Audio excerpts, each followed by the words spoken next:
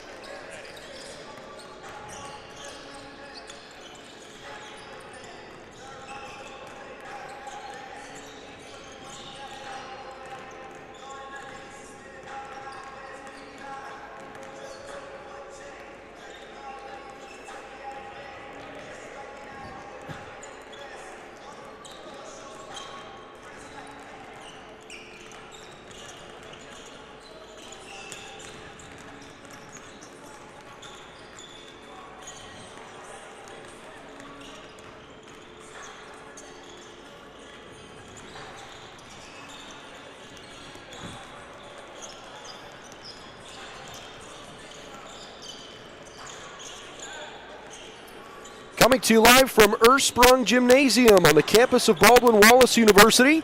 Welcome inside our coverage of Yellow Jackets basketball on bwyellowjackets.com. Brendan Gulick and Ryan Swingle along with you today. We've got a really interesting matchup here in the OAC as the one of the better teams in conference every year. The Capital Crusaders come to town. The Baldwin Wallace Yellow Jackets, though, have something to say for themselves. They've had a tremendous season so far and are coming off of one of the most lopsided wins in program history. Ryan, as you kind of look at today's game, it's a Capital team that is actually a lot younger than what they typically are. Usually you see a lot of upperclassmen for the Crusaders. This year they seem like they're going to run a lot of freshmen and sophomores out there, but it hasn't hurt their productivity here early in the year. Definitely something to look for here in this game. A lot of inexperience, but as you said, they have been productive so far this year, but BW does have a lot of returning starters, so something to look for them to take advantage of in this matchup. Baldwin Wallace just beat Pitt Greensburg on Wednesday night, 121-59. Just throttled the Bobcats from Pennsylvania and really looked good doing it, shooting the ball, playing defense, whether it was in the half court or in transition. Truly, it was a 40-minute clinic. BW scored 100 points, folks, in about 32 minutes. It was an unbelievable shooting performance for the Jackets. They hit 17 threes on Wednesday night, one shy of tying a program record. And really, all things told, it was just everything went right for BW on Wednesday night. So they've got all the momentum in the world coming into today's game, and they're going to need it because this Capital team just played Denison in a non-conference game. And if you look at the final score, you might say, okay, they beat Denison 84-75. That's not a bad win for them, considering Denison won the NCAC and went to the NCAA tournament last year. They even won a tournament game before they were knocked out by Elma.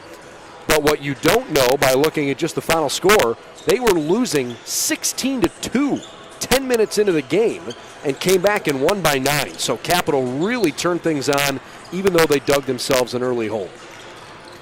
Yeah, just a persistent and perseverant effort by the Crusaders in their last game. just goes to show you that you can't count anyone out. Similar to BW's game against Heidelberg about a week and a half ago, they were down by about 15 points, made a comeback. So both these teams, you can never really count them out, even if they're down by double digits.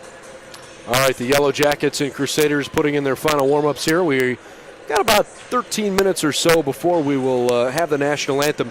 We're going to step aside for just a moment, but when we come back, we'll check in with assistant coaches from both sides. First, on the Baldwin Wallace side, we'll hear from assistant coach Brian Schmidt, and then we'll hear from Capital assistant Andy Winters. That's coming up next as our pregame coverage continues of Yellow Jackets and Crusaders basketball on BWYellowJackets.com.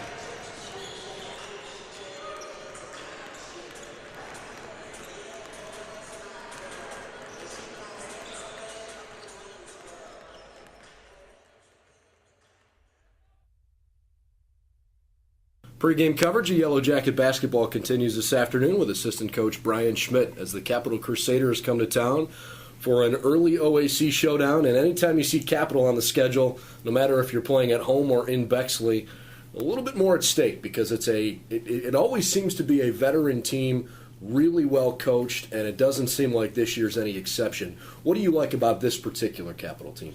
To start, Brennan, I think obviously, like you said, they're really well coached. Coach Damon Goodwin is kind of a staple in the OAC. He does a fantastic job. They run really good motion offense. It's kind of dictated on where the point guard goes, and our guys have to kind of read and react. That's kind of what their offense is based off of. So we're looking forward to the challenge. They got like you said, they got a good mix of veterans. They got a good mix of some young guys. They do a really good job recruiting. That Columbus area is loaded with talent. So we're looking forward to the matchup, and it's going to test our guys, make them guard 25, 30-second shot clock. It's going to put us in some situations where we really got to lock down and guard, and we're looking forward to it. So, Capital's usually known for having a pretty athletic team, and you've seen some teams like that this year. Marietta's a very athletic team. Muskingum, more athletic than they've been in a long, long time. No doubt about it. So does this almost feel like just more of the same when you're talking about the OAC? I think they do a really good job of kind of blending some athleticism with some physicality. Traditionally, Capital's got two big bruising post players, and they're going to throw it down there, and they're going to go to work, and they're going to make you guard, like I said, for 30. It used to be 35-second shot clock. But, to be honest with you, I think athletically, I wouldn't be as worried about their athleticism as I am their fundamentals. I think they're a really fundamental team. They're really well coached. They got a four-man that's a freshman that's extremely athletic and bouncy, and they do have some athletic guys. But I think we're more worried about sitting down and guarding them for 30 seconds and like I said, kind of reading and reacting on their motion offense. So, for people that have just started to kind of latch on to this year's Yellow Jacket team, this week, they may have caught the score from Wednesday when you threw 121 points on the board. And obviously it doesn't happen every game, but I think it shows that maybe that this team is a lot deeper than people expected. Yeah, obviously that wasn't an OAC game, and that was a game on the schedule at the time. I mean, that team was in the NCAA tournament last year, and they did lose, I think, 9 seniors, eight of their top 8 leading scorers. So, you can take what you want from that game, but it's a college basketball game. It was the next game on our schedule, and it was good. I think we needed that. I think it was kind of a perfect storm where we just came off losing 2 of our last 3, and we needed to get some confidence going, and I think that was a good game for that. I think some guys, saw the ball go in the basket, and it went a long way for them, and hopefully that carries over to today. So, but like I said, it was the next team on our schedule, and you can't take any opponent lightly, and they were kind of it was kind of a perfect storm. Just the way we had been playing, we had a really kind of come to Jesus film session Monday, and we were hoping we came out and played like that, and we did, and we're just kind of looking to carry that over to today.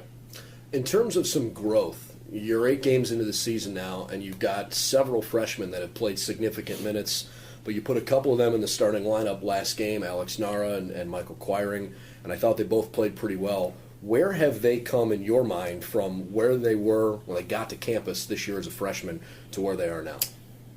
I think with them, when you're recruiting guys, you know how talented they are. You know that someday they can help you, and hopefully someday they can help you.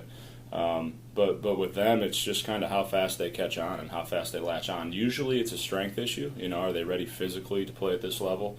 But with those guys, they're just so darn talented. In Michael's case, he's a pure point guard. The ball moves when he's in the game. He's a knockdown shooter. When he's open, he can catch and make shots. And with Alex, he's as skilled as a quote-unquote big man as you're going to find. And the stronger he gets and the more accustomed he gets to the speed of play, he's only going to get better. And so I think that's what you're seeing. I think you're seeing a little bit of in Michael's case, he's just a point guard. His game's going to translate to any level. And then with Alex, he's so skilled that, he's going to put the ball in the basket against anybody. It's the defensive end with him. And, I think with the guys around him defensively, we can kind of make do as long as his offensive game's going. So. And then before we let you go, how about maybe a key or two specific to today's game? I think the first, probably the most important thing that we talked about is kind of dictating our tempo. They're a team that's going to not necessarily slow it down, but they're going to test you. They're going to set some flare screens, some back screens, some shuffle screens, some doubles, some singles, all in the same possession. They're going to make you guard. So instead of being on our heels and kind of guessing what they're doing, we want to kind of dictate our tempo.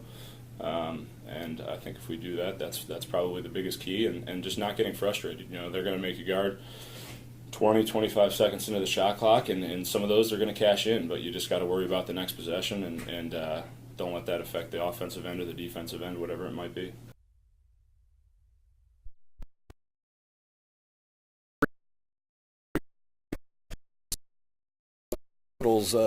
Crusaders men's basketball team, Andy Winters. Andy, I know that I guess the biggest thing you kind of look at when you see your schedule so far this season, you've been able to do what John Carroll and Baldwin Wallace haven't been able to do, and that was beat a pretty athletic Muskingum team. Kind of a surprise in the conference this year, so I'd like to start there if you can. They've been a pretty good team, but you guys handled them no problem. What did you like about the way you played in that game in particular? First of all, we were fortunate to play them at home for the first time. They have a lot of young guards, and Coach Schwab's doing a good job getting them ready to play. They jumped on us first half. They have two really special guards, and they hurt us right away. And our whole second half mindset was, make somebody else other than those two beat you.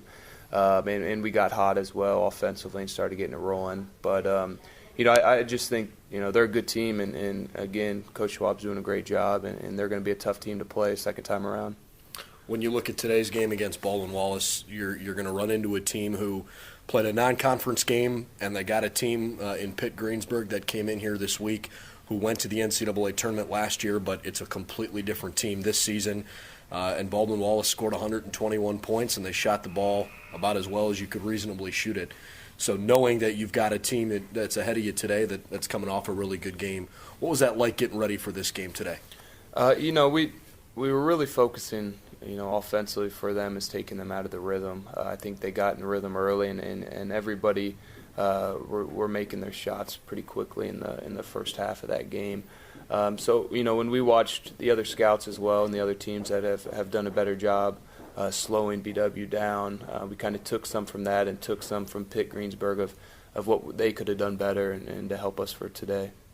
When you look at kind of the way your team is built this season, historically Capital's the kind of team, right, that usually has a couple of big physical post players and plays pretty locked down perimeter defense. You guys have had no problem scoring at certain points this year, and you seem like you've played pretty good defense. Is this the typical team that OAC fans are used to seeing from Capital, or do you feel it's a little different? Well, I will say this, I think a lot of guys have asked me, we're playing a lot of freshmen and sophomores, and I think the typical Capital OAC is some big juniors and seniors that have been through, a couple years of Coach Goodwin's style. So from that aspect, it is different. We're playing a lot of younger guys, but it is the same mindset of 2-6-8 post guys, and we're going to pound it inside, and we're going to lock up defensively. And if we can lock up defensively, we'll give ourselves a chance. You mentioned Coach Goodwin. Obviously, a lot was made of the fact that last year he took a medical leave of absence. I don't want to focus so much on that, but more on his impact this year as he's back and healthy with the program. Yeah, it's great to have him back. I mean, he just has such a presence about him with our guys and demanding, them to push themselves. And I think that, not that his outlook has changed about what's important in life, but he has, I think, enjoyed it more coming back after taking a year off. And he'll tell you he's bored last year, but I know he was, watching our games and figuring out what he wants to do for this year. And those guys love him and they respect him to death. And, it's just great to have his presence back with us and getting us started off well. Before we let you go, I'd love it if you could share maybe a key to the game, something you really think you need to hone in on today if Capital's going to win. Sure. I think, our biggest thing is we have to come out and start better than we have in the past couple games. We've started slow defensively and kind of let teams do whatever they want to start the first 5 minutes. So we got to lock it in defensively to start, and then our shots will fall if we do that. Our thanks to Brian Schmidt and to Andy Winters, the respective assistant coaches we heard from during our pregame talks, certainly giving us a little more insight as BW and Capital get ready for, I think you could argue, Ryan, probably the biggest game of the day across the OAC. 7 of the 10 teams in conference are 2-1 through their first 3 conference games, and they're playing well out of conference. 5 of the 10 teams in the OAC have a winning percentage over 700. So you're really talking about 2 teams that are kind of desperate to keep this early momentum, knowing that they're going to need it going into the second half of the season. Yeah, BW started off 1-2 in the conference so far, so obviously they don't want to fall too behind from the top dogs in the conference here with Marietta, Muskingum, and Mount Union, as well as a few others being 2-1, as you mentioned. And with Capital, obviously want to keep that momentum going and stay atop the conference here in today's play. Take a quick timeout for the national anthem here in just a moment, but when we come back, we'll give you the starting lineups, and Ryan will share a key or two to the game from his perspective. It's the Capital Crusaders and the Baldwin Wallace Yellow Jackets next on BWYellowJackets.com.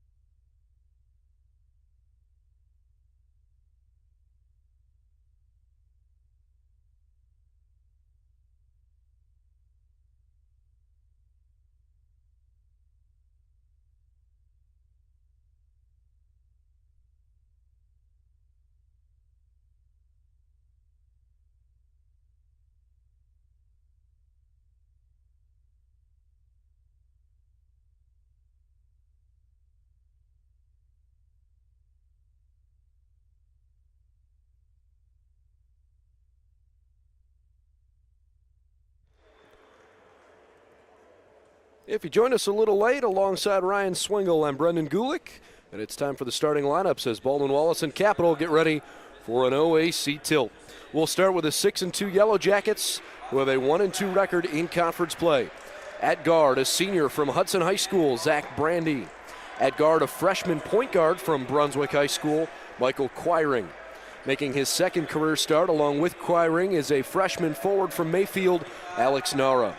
Cam Kuhn, the first-team all-conference performer, a junior guard from Vermillion, gets the start. And Jake Featherolf, also an All-OAC performer, is a junior forward from Norwalk. Head coach of the Yellow Jackets is Tom Heil. He's assisted by Brian Schmidt, Keonta Howell, and Sam Amico. The Capital Crusaders are 7-3 on the season, and they are 2-1 in the OAC with several OAC championships in their program history. At guard, a sophomore from Erlanger, Kentucky, Austin Schreck. At guard, a really good freshman from Brecksville High School in the Cleveland area, that's Dan Auble. Their senior guard and their star is Tyrell Jackson. He's a 6'2 senior from Dublin Kaufman High School in Columbus. At forward, a couple of freshmen, Nate Boone from Bishop Watterson in Columbus. He's 6'7", 210 pounds. And a freshman forward from Strongsville, Tyler Jamison. He's 6'6", 220. Damon Goodwin, the longtime head coach at Capital. He's been there for more than 2 decades. And in Capital's 84-75 win over Denison, their last time out on Wednesday, he picked up his 350th career coaching win. Congratulations to Damon Goodwin, the former Dayton Flyer. He's assisted by Andy Winters, Anthony Golson, and Jeff Gongwer. BW in white, Capital in gray. Just about ready to go. Ryan, how about a thought here before the game? What do you think the Jackets need to do specifically here early on this game? For the beginning part of the game, obviously going to want to get Cam Kuhn started, averaging 18.6 a game. Taking some quality shots from him and Jake Fedorov, as well as just taking care of the basketball. They're averaging 12 turnovers a game, and definitely want to take care of the ball here in the early going. Fedorov goes right to the can put it in, and he's able to bring in his own rebound, despite the fact that everybody on Capital's group thought that Jamison had pulled it down. After the second miss, Jamison gives Capital the ball for their first possession of the game. Capital's a team that will score the ball okay. They're not a really high-scoring team, but 75, 76 points a game on average. This is Dan Auble, the freshman in the corner.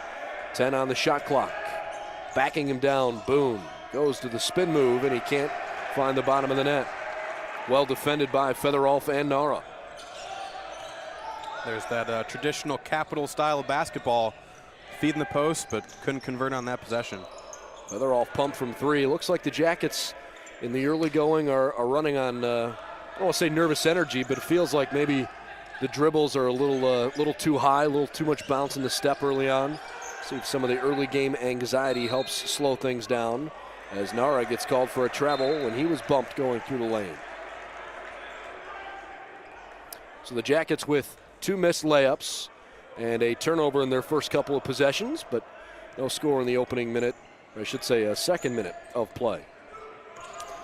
Yeah, really got to take care of that basketball if the Jackets want to have success in this one. Already a turnover through the first minute and a half here. Jackson bobbled the handoff up top. It was well hedged defensively. Tyler Jamison goes to work, and his hook shot falls off the front of the rim short. Baldwin Wallace back up the floor. First game since hitting 17 three-pointers, one shy of the school record against Pitt Greensburg. Brandy's 3-ball is airballed. Cam Kuhn there to pick it up. Michael Quiring got up hobbling a little bit, and he hesitated when he had an open look for a moment.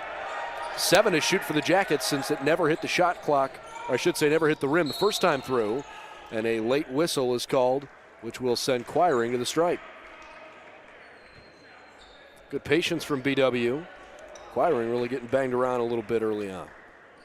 Yeah, something I really didn't get to touch on to start the game, but really playing that team style of basketball for BW. They can really be a great team when they share the ball, as Quiring misses his first free throw there. But really getting that extra pass in to open up quality shots for their shooters on the perimeter is really going to be a big key, as we saw some good ball movement there on that last possession for the Yellow Jackets. Quiring splits the pair, and there's the game's first point. Capital and BW kind of depends on where they typically are in terms of rebounding margin. They both got good size underneath. Crusaders are usually right around +2 in the rebounding margin per game. Jackets actually have been usually down 1 in the rebounding margin, but BW averages more rebounds per game, for whatever that's worth. Last deflected off of a jacket. 5 on the shot clock as Capital needs to get something set up quickly. Tom Heil and Damon Goodwin both on their feet in front of their respective benches. We get a whistle away from the inbounds pass. A couple of our officials are having a conversation. Chris Behringer, Jim Dayton, and Jay McMichael officiating today's game. Wonder if there was maybe a clock malfunction. We'll see. Not sure of exactly what's going on here. You know what? There was a technical foul called. They did say it looked like the ref was motioning for a push, but just now teed him up apparently. Wow. Tyrell Jackson whistled for the technical foul. Cam Kuhn is going to shoot free throws. So Kuhn buries the first. Unfortunately, without the benefit of replay, I really don't have a good way to tell you what happened. Yeah. But the officials were right on top of the play, and it was a quick trigger, I guess, a good way to say it, as Kuhn hits both of them. So it's 3-0 BW, and the Jackets have the basketball at midcourt.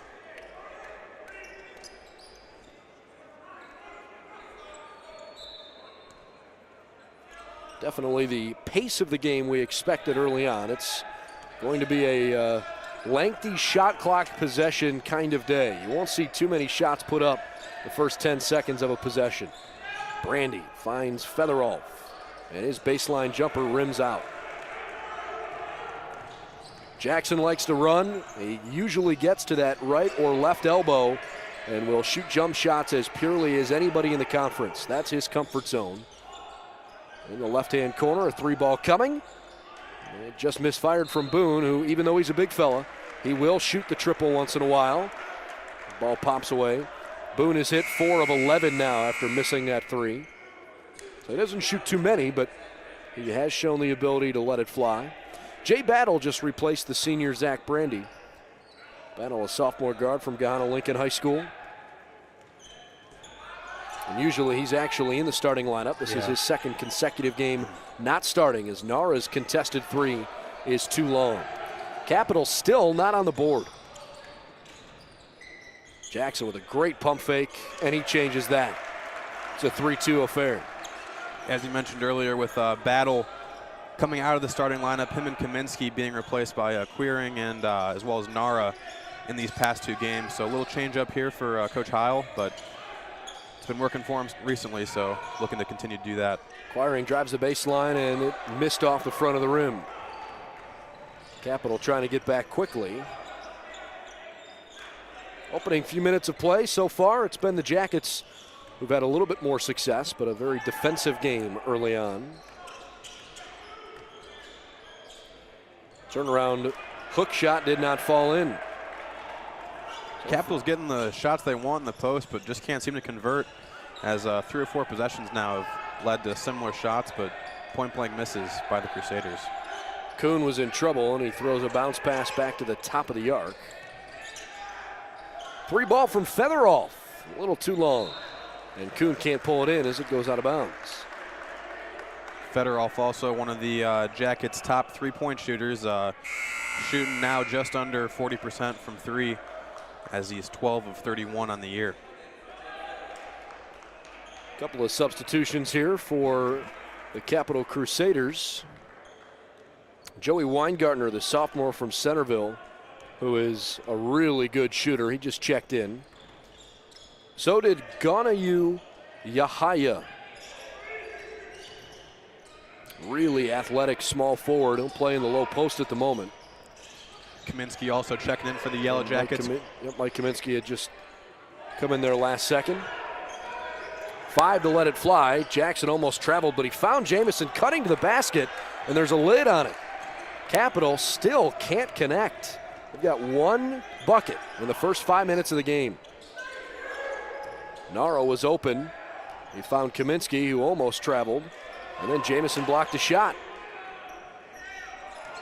Fresh clock to work with, although I'm not entirely sure that there should have been. Yeah. And I think that might be the reason for the whistle. After that block looked like it just got pinned against the backboard. No need for a reset there by the score table.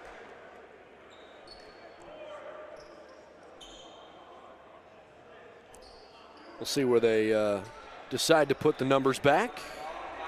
Dropped down to 12 seconds, it looks like. As Nader will come in. Kyle Nader from Vermillion coming in for Queering. So Baldwin Wallace will have to have a fairly quick trigger. Damon Goodwin standing over, talking with his top assistant, Andy Winters, in front of the bench, trying to decide what Baldwin Wallace looks like they're going to come out here on this baseline inbounds play. And Tyler Colombo, a freshman who's got some really nice size, comes in to replace Alex Nara. Battle on the inbound. Lobs it toward the top of the arc. That was well defended. 10 to shoot. Nader finds Kaminsky. Back to Kuhn with 3 to let it fly. Catch and shoot triple. And it missed everything. So Kyle Nader couldn't find the bottom of the net, and this has been a very slow start offensively for each of these two teams. Only 5 total points here in the first 5.5 minutes of this contest. Not a very usual sight here for both teams. Yahaya at the top of the arc. He gives it up for a moment. There's Dan Aubel, who is just so bouncy. The kid can move left, right, back and forth on the truly just the quickest of movements. Battle with great defense, pestering Jackson, whose contested 3 at the horn fell long. But Capital keeps it alive as Yahaya goes right to the hoop, and he can't put it in. My goodness. Some really unfortunate possessions by Capital. They've really gotten some good shots, except for a few possessions, but still cannot convert. The Crusaders are shooting at a 50% clip through their first 10 games of the year. They can't seem to hit anything, especially from high percentage areas in the early going. Kuhn got bumped, and it's an offensive foul against Cam Kuhn. Crusaders defense really doing a good job of picking up their offensive struggles, though.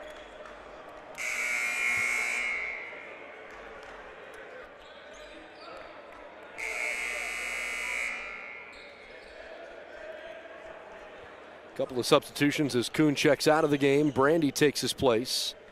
So it's now Brandy, Battle, Colombo, Kaminsky, and Nader for BW. And we'll see what Capital comes up the floor with here. Brandon Holiday, the freshman from, it's Jaden O'Neal, the freshman from Lima. He makes his way onto the floor.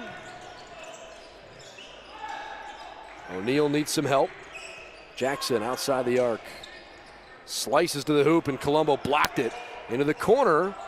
And the three's too long, but a foul called on the floor. No shot. This is still a 3-2 game. And we've played almost 7 minutes. Interesting storyline here to start the game, as you said. Touched on it before, but just 5 points here through now almost 7 minutes of play. Really uncharacteristic for both sides. The foul goes on Mike Kaminsky, his first, and team second. Good defense from the Yellow Jackets. Their man-to-man group has been really good so far. Good active hands on the near side as Brandy almost poked it away. O'Neal baseline. I mean, it's a hard thing to wrap your head around. Capital has to like the looks they're getting, as Damon Goodwin's look says it all. He sits back down and throws both of his hands on that bald head of his, trying to figure out why in the world the ball's not going in the rack today. Colombo with a couple of fakes, and his does not fall over the front of the rim either. Looking for a foul there was Colombo, but couldn't get the call and unable to convert on that easy post-paint shot. One game you score 121 points. The next game you've got 3 points through 7.5, almost 8 minutes. Sloppy pass, but a nice finish. Jackson finds a cutting teammate. And I think Tom Heil wants a timeout. Maybe not. A little confused how that was all coming, but we will have substitutions coming in. Capital has a 4-3 lead.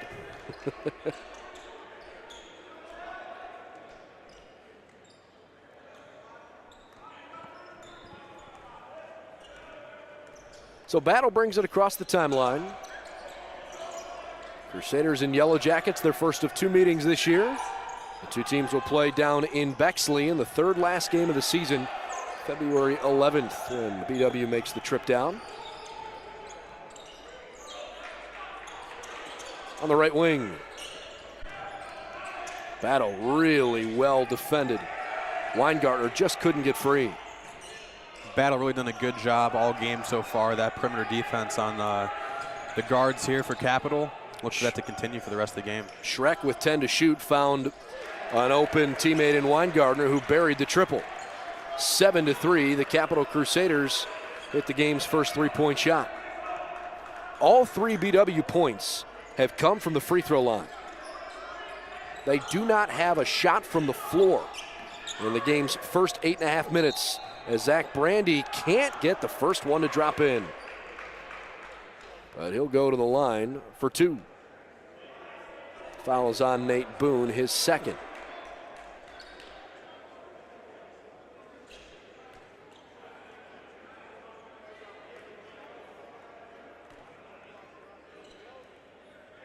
Brandy's first shot is up and good as Michael Quiring replaces Jay Battle. Good hard minutes from Battle, especially on the defensive end. Yeah, definitely some good perimeter defense here from both sides.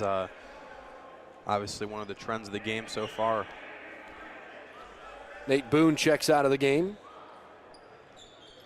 Good box out by his replacement, sophomore Caleb Mitchell from Bellefontaine High School. All right, so it's 7-5 after the couple of free throws went down for BW. But again, the Jackets still don't have a shot from the floor. Boy, that could not have been any better defended by Nader. Just a flat-out great play by Austin Schreck. His first basket of the game, and it's a 9-5 affair. Capital goes from missing some point-blank shots in the paint to really making a few difficult shots here in their last 2 possessions. We are almost halfway through the first half. Colombo slashing his way into the paint. Kaminsky for 3. Finally, one goes down. 10.5 minutes left in the first half. And finally, the Yellow Jackets hit a 3-ball.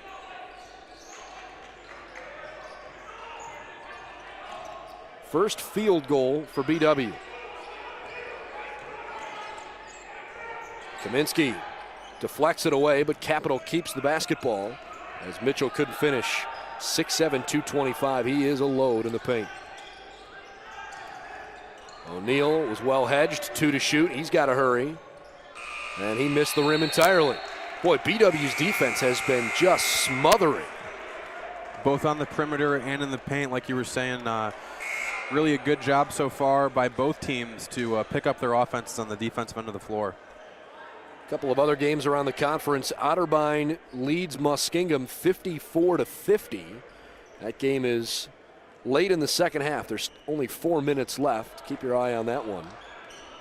Mount Union on top of Heidelberg at the moment, 65-48, midway through the second half. And Ohio Northern trails John Carroll by 6 early second half. Featherolf's 3 misfired, and the Crusaders want to run. With a 1-point edge, Yahayo is open. And he goes to the can to finish. Lays it in nicely with the left there. His first 2 of the game.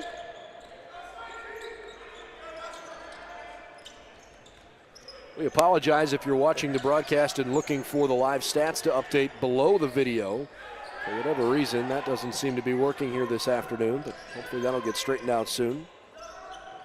Featherolf forced into an uncomfortable spot. He had to fade away and misfired. Auble runs the floor, finds Weingartner, buries a triple. Nice few possessions being strung together by Capital now. BW going to need to answer back quickly before this game gets out of hand. A 10-5 run over the last 3 minutes for the Crusaders has put a little distance between them and Baldwin Wallace. Featherolf tried to cut the 6-point deficit in half, but missed. Instead, Schreck to the rim, and he was forced into a short layup attempt. Brandy looks a little uncomfortable. Nara is wide open, and he bricks one up there. BW really taking some early shot clock opportunities here, not going in for him so far. Jackets commit a foul on the floor. It is against Michael Quiring.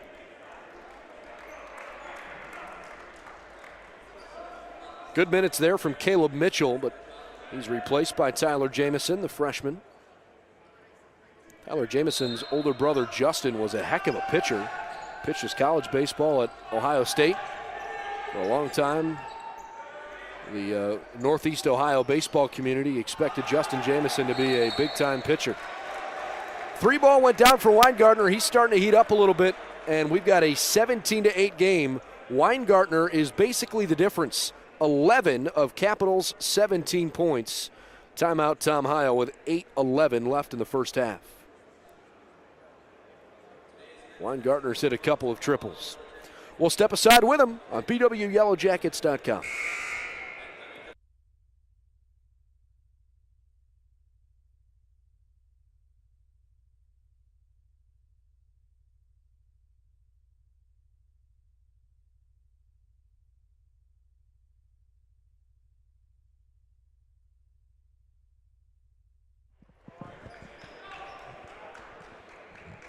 After the timeout, it's the Yellow Jackets coming back on the floor, trying to make an offensive adjustment.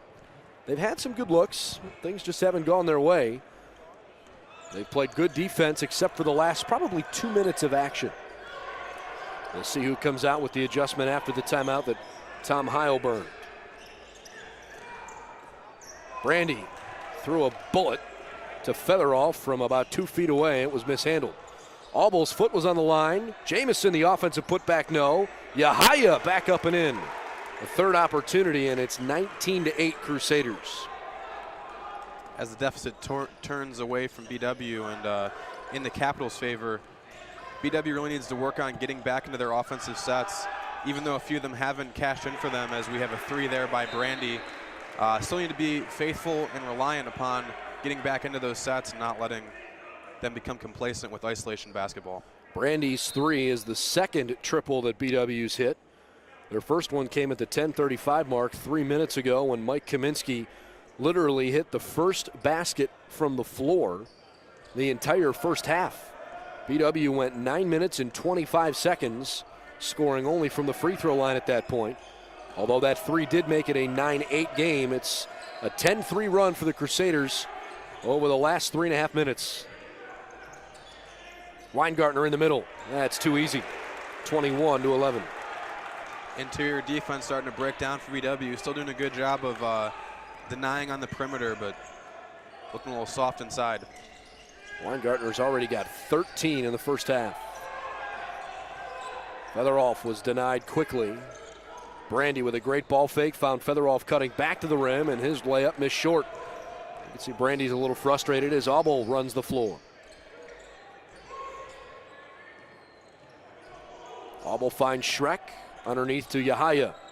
Beautiful ball fake to his left, spun back to his right shoulder and banked it home. Really? Capital 23, Baldwin Wallace 11.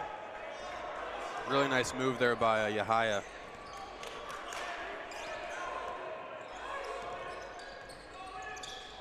Nara's handoff was bobbled into the backcourt, so no big deal. And then Brandy was bumped by Schreck right around the perimeter. Only 6 minutes left in the first half, and Baldwin Wallace has 11 points.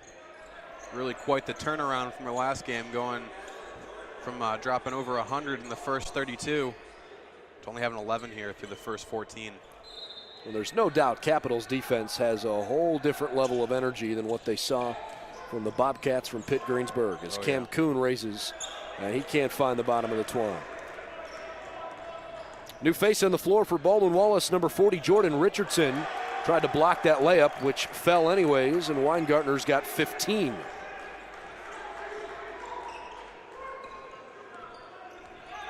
BW trailed this game 9-8 5 minutes ago. It's now 25-11. Kuhn into the corner, acquiring a triple. And his popped free. No good. In and out there for Quiring. Looked about good, but just couldn't quite hit it on that one. Jackson looking to Jamison. Backing down Featheroff. And the freshman got fouled. Just hit that and one on the fadeaway there. couldn't quite convert after the contact by Fedorov. First BW foul against the All-OAC junior.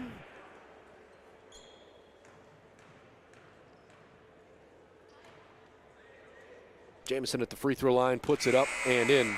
Talked about the Capital head coach Damon Goodwin and his return to the team this year after taking a medical leave of absence last season.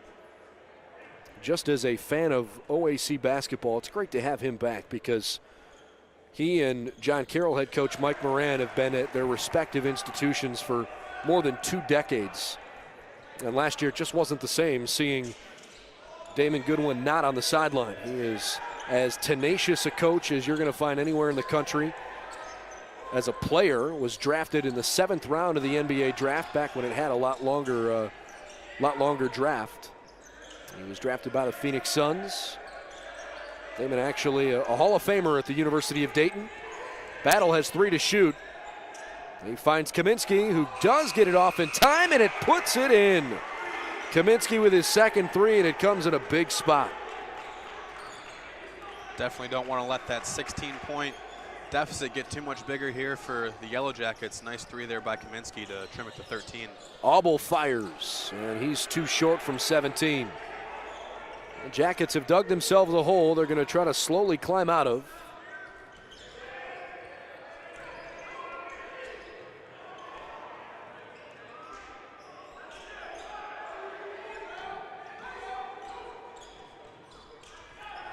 Battle.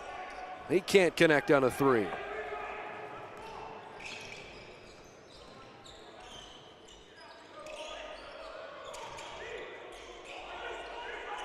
Jackson, great move on the baseline, and he puts it just over the side of the rim. Boy, just that little bit of distance that he needed to beat Jay Battle. And Jackson's got 4. It's 29-14. Got Battle going to the left, went back to the right side, and laid it right in just past. Good defense there by Battle. Tom Heil clapping his hands. He likes the looks that BW's getting, but they just aren't falling here in the first half. I'll try to give you some updated numbers at halftime for BW. Jackson between the circles. Spins away from Kuhn, who recovered nicely. Contested the shot well. Kuhn feels like he won that one, and he'll bring the troops up the other way. Spinning through the lane, Kuhn tries to take over and gets the shooter's roll. Nice little floater there off the contact, driving into the lane by Kuhn. Looking to get into attack mode here in the last 3 minutes of the half here for the Yellow Jackets.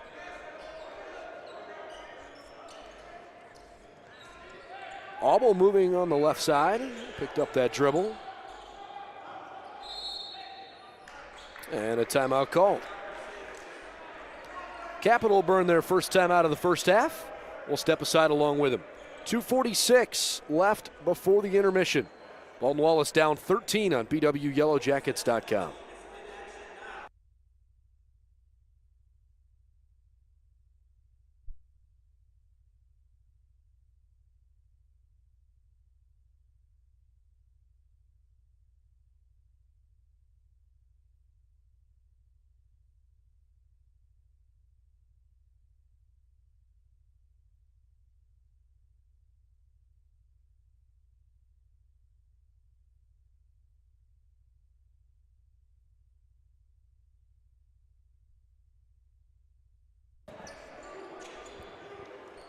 Well, Baldwin Wallace could not hit a shot from the floor in the first 9.5 minutes of the game, but the defense kept this one from getting totally out of hand. The Jackets are still fighting an uphill battle late in the first half. First basket didn't come until 10:35. Had a couple free throws before then, but that was it. Open 3 in the right corner, and the Crusaders on a beautiful bounce make them pay. Gavin Wildermuth, the sophomore from Jackson Center, checked into the game and immediately put one in. Kaminsky now putting up a 3. Can't hit, rebounded by Jackson for the Crusaders.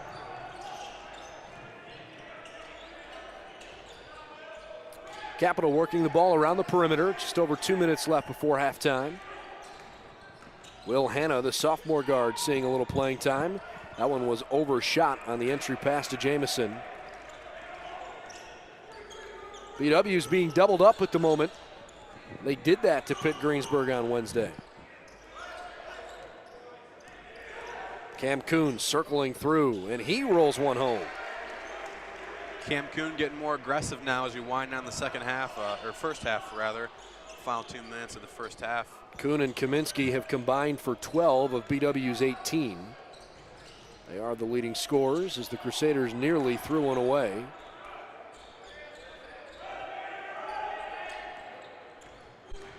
Auble spinning through the lane. Back out to Wildermuth. It was last off the Crusaders. So it's Yellow Jacket basketball. You like the fact that the defensive energy is still very much there for BW. Like we mentioned earlier, both teams have experienced times when they've been down in games in the early going, but still had opportunities to battle back and win. Obviously, BW down here as we close out the first half, but as we've seen in previous games in the season, it's not over yet. Battle, Featherolf, Kuhn, Colombo, and Nader on the floor for the Jackets. 1:05 left. Featherolf finds Colombo. Good baseline denial, 10 to shoot it. Featherolf had it jarred free. Jackson nearly traveled with it, but he never had possession of the basketball.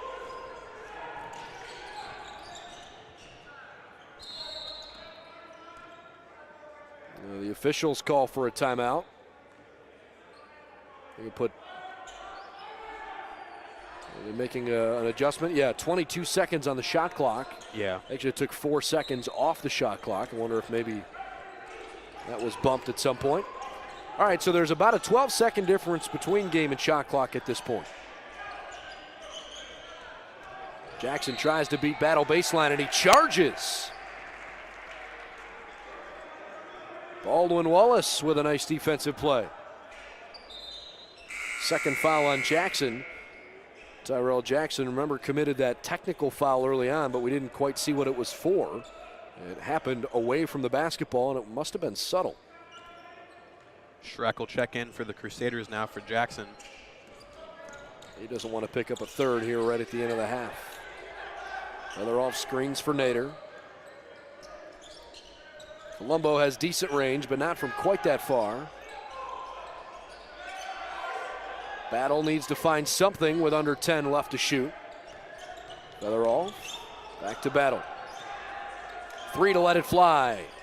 It clanks off the iron. Colombo keeps it in play. 4 seconds left in the half. Featherolf for 3. No good. And BW's difficult first half mercifully comes to a close. Wow. 32-18. The Capital Crusaders and BW Yellow Jackets are in a defensive battle at the intermission.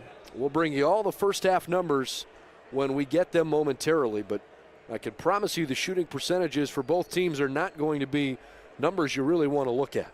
No, definitely not how either team wanted to start off, especially here for the Yellow Jackets down by 14 here at half. But obviously we still have a whole nother half of basketball left to play, and anything can happen with both these squads, both known to be pretty good on the offensive end of the court, but really a defensive battle so far. We'll take a timeout, and when we come back, we'll give you a recap of the first half and all the numbers. Back after this timeout on BWYellowJackets.com.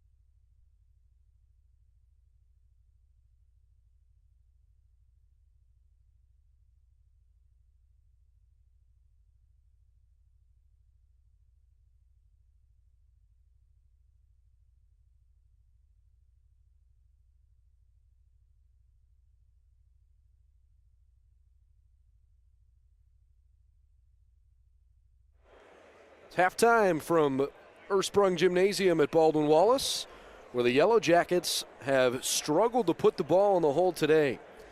BW is down 32-18 at halftime after connecting on just 5 of 28 from the floor in the first half. Brendan Gulick and Ryan Swingle with you. And Ryan, I know the shooting percentage is probably the ugliest number on the paper, but the fact that the Crusaders haven't really totally run away with this game, I think should leave BW still feeling good about the fact that they're kind of still in striking distance. Yeah, BW obviously, game hasn't started off exactly how they wanted to coming into tonight's game, or this afternoon's game rather, but still only a 14-point deficit, even though they're shooting just 18%, 17.9 to be exact, from the field, 18.8 from three. So with those numbers in mind, it could be a lot worse had the Crusaders really taken advantage. But thankfully, the BW defense has been stout for the most part. A couple sloppy possessions on the defensive end, but for the most part, really been the anchor for the team so far, not allowing this game to get too far out of hand. Yeah, BW's only hit 3 out of 16 three-point shots after they hit 17 threes in their last game on Wednesday. What a difference one game can make. Capitals' big playmaker so far has been Joey. It's been unbelievable. In 13 minutes off the bench, he's hit 6 of 8 shots, including 3 of 4 from beyond the arc. He's only averaging 10 points a game. He's got 15 in the first half. A good three-point shooter. We knew he was capable of putting him in from deep, but Weingartner has single-handedly put Capital out in front. The Crusaders have gotten a little bit of balance offensively. Yahaya's had a decent 12 minutes off the bench, 6 points, 4 rebounds, 4 points for Tyrell Jackson. He hasn't been all that effective. BW's only had 4 different scorers, Kaminsky and Kuhn with 6 apiece. The other 6 have come from Brandy and Quiring. Michael Quiring hit a free throw. Brandy's got the other 5.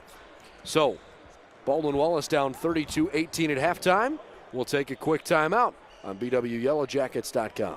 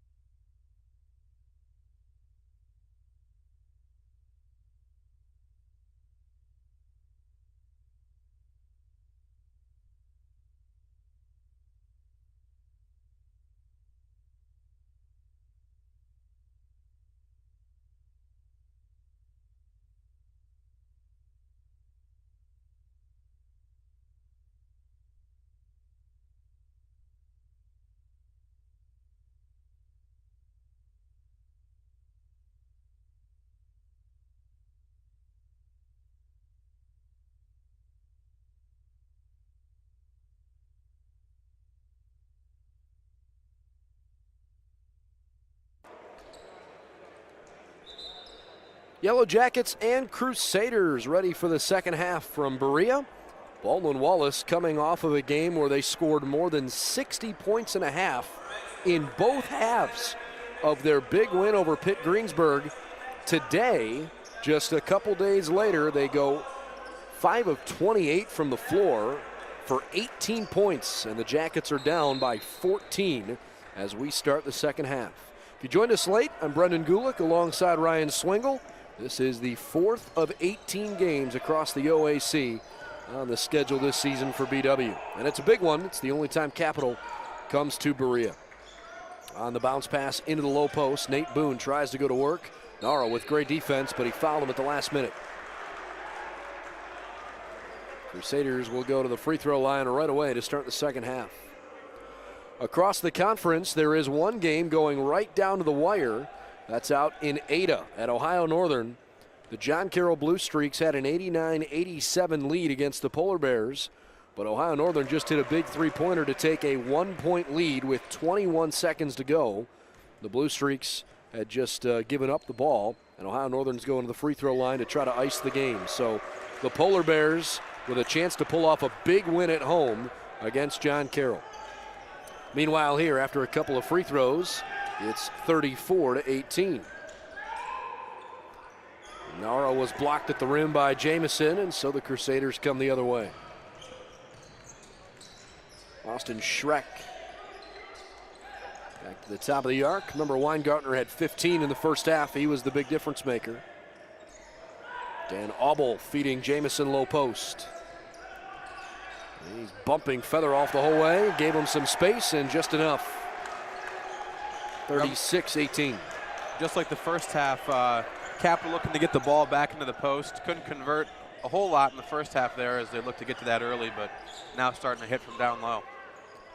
Featheroff throws it up and in.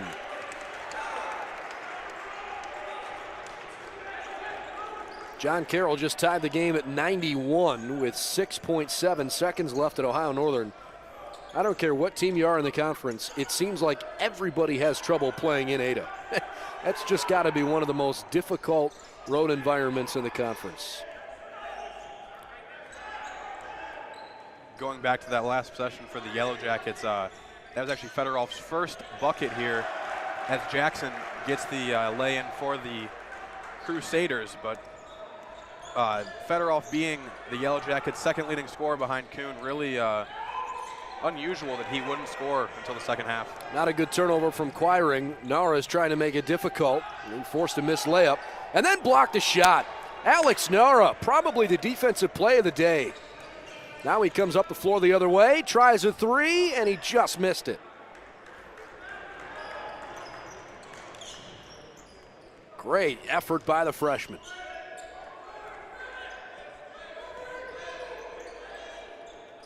Jackson for three. That one pops out. So BW hasn't been able to cut into the lead. In fact, they're down 4 points in the second half, but maybe trying to get some better looks here offensively early in this half. Brandy goes right to the rack, and he couldn't get the finger roll to drop in. Difficult shot there for Brandy, but one that he'd like to convert. A turnover as the ball rolls out of bounds. Ohio Northern, by the way, just scored with 1 second left to take a 93-91 lead. And John Carroll just called for a timeout. Kaminsky comes on, and he replaces Alex Nara, who gives lots of his teammates high fives. 38-20. So Ohio Northern at the moment looks like they might hang on, but John Carroll will have one last chance. Meanwhile, Cam Kuhn going to the rack, and he puts it in. Again, we didn't see a ton from Cam Kuhn in the first half, but he's kind of quietly got 8 points. Really picked it up there, had those couple free throws off that technical foul early in the first half, and a couple nice floaters in the lane to end the first half, and now we're looking to get going here to begin the second. Aubel as Schreck cut to the basket. He gave to Jamison. Schreck in the corner, into the low post, 4 to shoot it. Goes to work on Featheroff, and Jamison with good touch. Nice little hook shot there from about 10 to 12 feet out. Really Nice possession there by Jamison. So he's got 6. And it's 40-22. Cam Kuhn finds Brandy in the corner.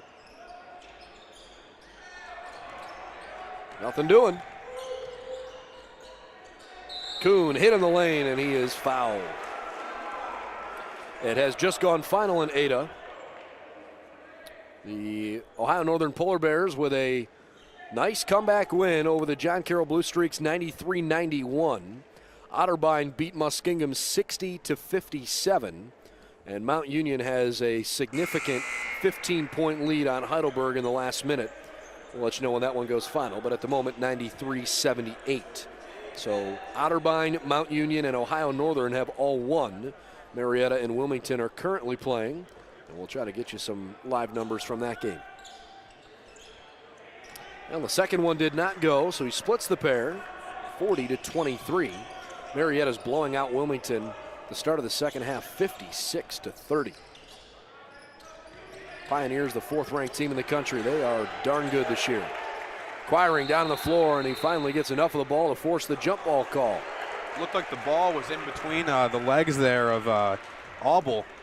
Didn't look like he had possession of it, really trapped it in between his legs, but jump ball called, and possession will go to BW. Freshman checks off the floor as Nate Boone is replaced by a smaller but probably far more athletic Ganayu Yahaya.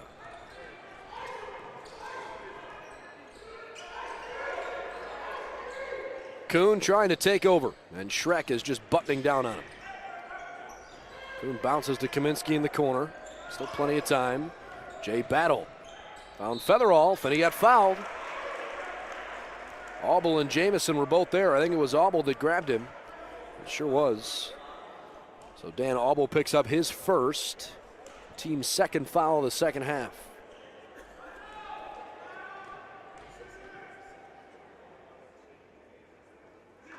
Up and good. By the way, that loss for Muskingum today to Otterbein, who, by the way, Otterbein just won their first conference game. That loss for Muskingum is only their second of the season. They've had a really good year so far. Muskie falls to 6-2. They're now 2-2 in conference play.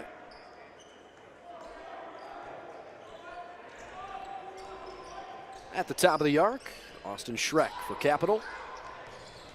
Oh, great hesitation dribble, but then he couldn't finish the play. The ball still found Weingartner's hands, and his shot was too short.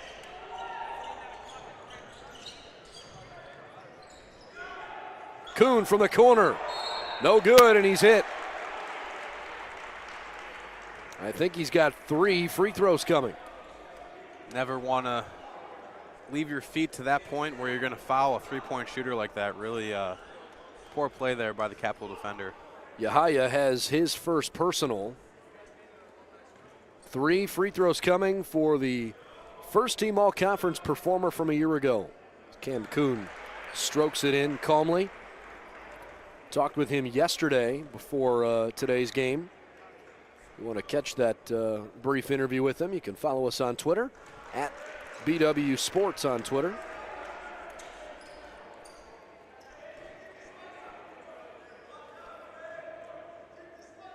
One more for Kuhn. And he couldn't get them all. 2 out of the 3 went down. It's 40-26.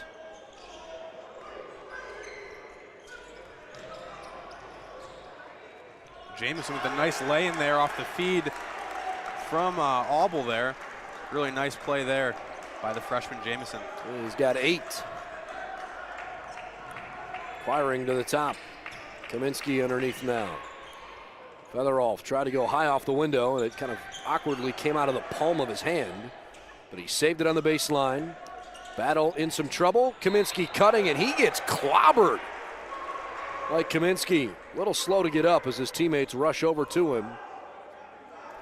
Damon Goodwin a little frustrated with the way the defense is breaking down now for the Crusaders. Second foul on Yahaya in basically 2 possessions. Kaminsky really got hacked hard there going to the hole and landed kind of awkwardly on his left leg. Hopefully he'll be all right here as the game progresses.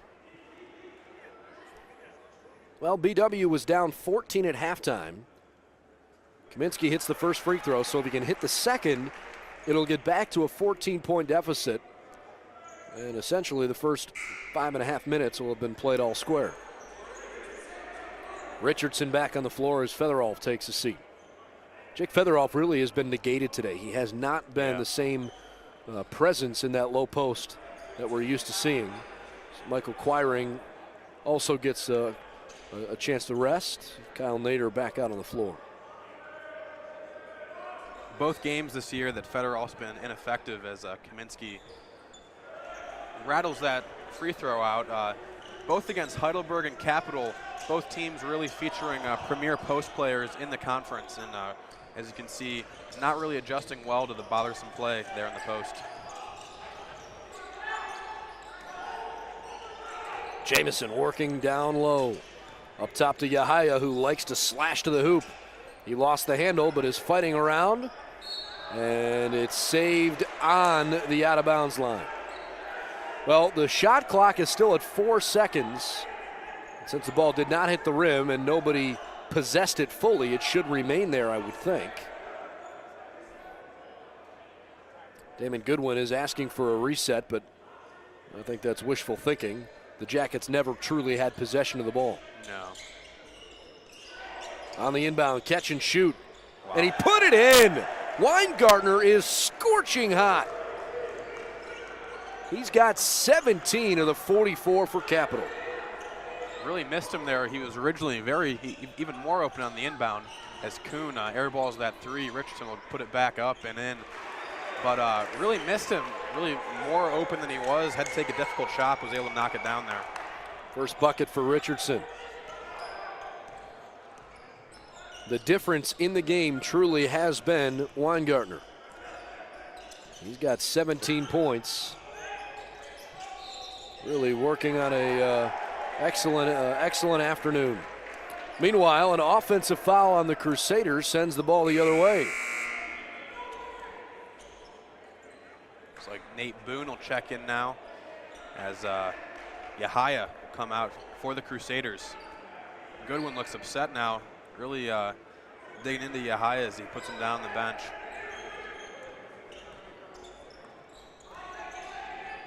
Jay Battle runs the point. Underneath, it did not go. Richardson's put back, no. Jamison pulls it free. Like some contact under there on the putback attempt by Richardson. No call there by the refs. Single game high this year for Joey Weingartner was 20 points against Olivet back in his first game of the year, but the team's third game after they had a couple of preseason scrimmages. 20 points against Olivet. It was the season opener. He's been in double figures several times, but today has been one of his more impressive efforts. Auble, short left. It is still 44-29 as we approach the midway point in half number 2. Hard to believe BW is still under 30 points for the game. Nader had an open look and he couldn't finish it. Auble back to Weingartner for 3. Wow. That kid is on fire. 20 points, matches the season high. Really outstanding performance here by Weingartner. Shooting 6 of 8 from the floor, really efficient output tonight. Nader for 3. That one's short and right. My goodness. Weingartner was 6 of 8 from the floor in the first half. And he has continued this magnificent effort with 2 more buckets here in half number 2 as Tom Heil wants a full timeout. It's 47-29 with 11:56 to play. Back after this timeout on BWYellowJackets.com.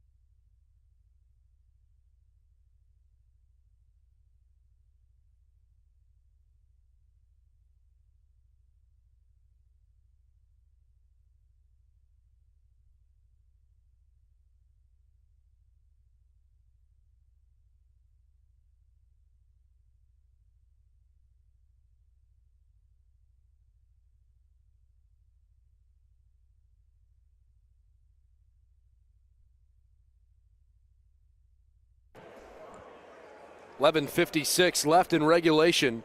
Baldwin Wallace trailing 47-29. The Jackets have only hit 8 out of their 40 shots in the ball game. They've tried to keep it close by connecting on a bunch of free throws, 10 out of 15, but it just isn't going BW's way. Joey Weingartner, 8 of 11 by himself for a game-high 20. Cam Kuhn leads the Jackets with 11. On the right side of the floor, Capital has the basketball.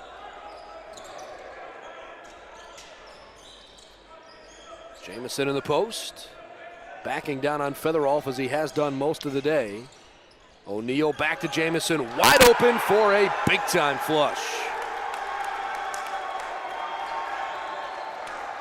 Nice jam there by Jamison. Got Featherolf off his feet, went up and under, and slammed it home for the 2 points. So Jamison rattles the rim and makes it a 20-point lead, 49-29. Nader circling through, he doesn't finish. Having a tough day. Nader's 0 for 4 from the floor.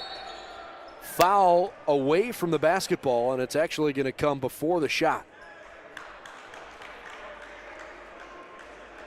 Let's see who it goes on for Baldwin Wallace. It might be Jay Battle. Nader down there on the other end of the floor. Looks like a left leg injury.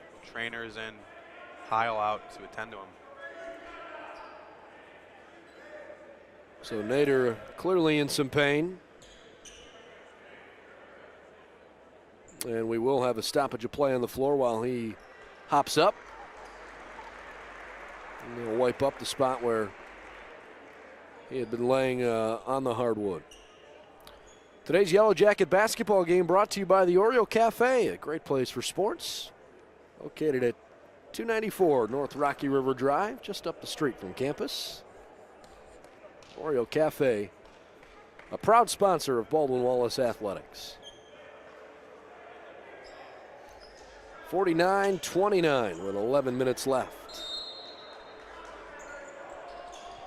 Jamison takes the inbound. O'Neal back to Jamison. Wildermuth has played okay. Weingartner in the corner. Boone finds Jamison cutting backdoor. Beautiful play. Capital is getting it done on both ends of the floor right now. 51-29. Really stretching that lead out. Took command in the first half, now up by 19 after the nice bucket there by Quiring. So Quiring in the scoring column for the first time since the game's first point. He's got 3. Jamison's got 12. Featherolf lays one up and in. 51-33. Featherolf has 5. It's been a frustrating day for him and most of his teammates, if we're being honest with each other. We are halfway through the second half, and Baldwin Wallace is down 4 in the second half after they were down 14 at the break. Another BW foul. Foul there on Colombo, trying to deny in front. Boone in the post, but got caught with a little push off there, trying to deny the basketball.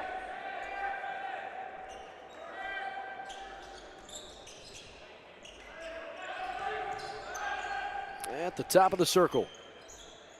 Jump shot from Boone right from the free throw line is good. And it's a 20-point affair. Stop, pop, and drop there from Boone from the free throw line. Really nice play there by the big man. Quiring can't finish, but he got hit. So Quiring going to the free throw line. Weingartner's 20 and Jamison's 12 have really put Capital in a good spot with a 20-point lead on the road. Stretching that already sizable 13-point lead from the half up to 20 now. Here with 9:39 left to go. Quiring's free throw is up and good, so you can give him 4 on the afternoon at this point. Kaminsky replaces Colombo for BW. By the way, just an update on a couple of those other finals. If you didn't catch it earlier, Otterbein beat Muskingum 60-57, handing the Fighting Muskies just their second loss of the year. Mount Union topped Heidelberg 95-83, the final in Tiffin. And John Carroll lost with 1 second left to Ohio Northern in Ada, 93-91. So the Blue Streaks continue a very difficult year. They are 3-5. John Carroll 2-2 in conference play as Capital turns it over. Really not what you expected out of the Blue Streaks coming into the year, ranked in the top 25 in the country. But well, they started the year last year 21-0. Right. They hosted the NCAA tournament's opening pot as Kaminsky throws in a triple. Blue Streaks beat Marietta last year at Marietta in the NCAA, or I should say the OAC championship game, which put them in the NCAA tournament. As Quiring commits a foul, Marietta's responded this year by just throttling top 10 teams. They have beat the heck out of both Christopher Newport and Worcester, who were both top 10 teams. Beat them by 24 and by 30. Yeah. The Pioneers really look like they're for real this year. And of course, BW saw that firsthand a couple weeks ago. Yeah, BW went into that game also ranked at 24, I believe, or actually 22 at that time, then dropped 24 after that loss. Really kept it close in the first half, but ended up losing by 20 as they let that game slip away in the second half for them. Boone's jump shot from just inside the perimeter was too short. Jay Battle with the Yellow Jackets rebound. Battle, a good explosive player, but he just hasn't had a lot of space tonight. Capitals really clamped down on him. Brandy up top to Featherolf. 3 big points for the Yellow Jackets. 53-41. Things are starting to go BW's way. How about an 8-0 run for BW? First 3 there for Fedorov, coming into the game shooting just over 40% from 3. One of their top 3-point shooters, but really struggled until just then to get the 3 ball going. Foul called on Baldwin Wallace, but it's before the shot, even though the Crusaders reacted like it was an and one. Kaminsky is grabbing at his right ankle, and he looks like he is awfully slow to get up. 2 right ankle injuries here from Nader and Kaminsky.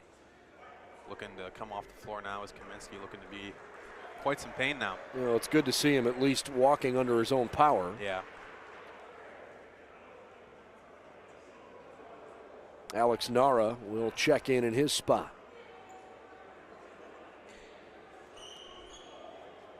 Mount Union moved to 3-1 in conference play along with Ohio Northern.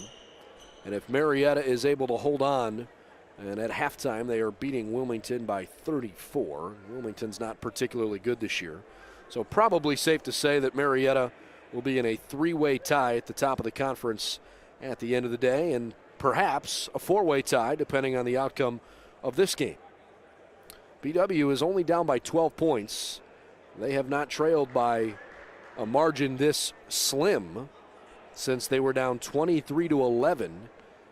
And that came with about 6.5 minutes left in the first half. Really a good job by the Yellow Jackets here, getting on that nice 8-0 run, cutting that 22-point deficit down to just 12 now, and really looking to battle back into this game. Hopefully finish right and finish with a win.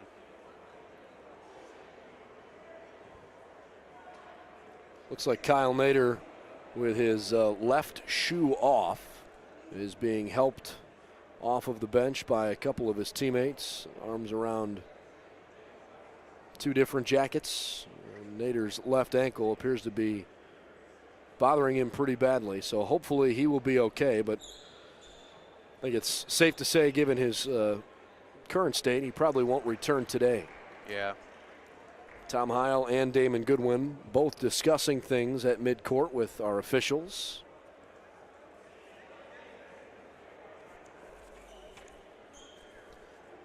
BW only 12 baskets the whole game, and they have been playing now for 32 minutes. Yeah, for the Yellow Jackets, coming off a game where they scored 60 points in both halves, only at 40 right now with 8 minutes to play. Could very well not even get to that 60-point mark throughout the whole 40-minute span of this game. So back to work for Baldwin Wallace on the defensive end of the floor. The shot clock had reset. And Jamison's had a nice afternoon, and he's had a really good second half. Auble finds Jackson. That jump shot for Jackson just isn't going down today, and you can see the frustration on his face. He's coming off a game in which he dropped 31 against Denison, and all he did was pop jumpers from 15 to 18 feet. Today it has been a much different story for him. I could give a lot of credit to BW defensively for that. and one. Yahaya banked it home as Nara fouled him. It's 55-41 with a free throw coming.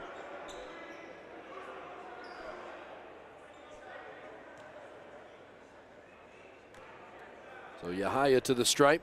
Capital, by the way, is shooting the basketball at nearly a 50% clip after getting off to a very slow start. They've started to turn things around. Jamison has a double-double.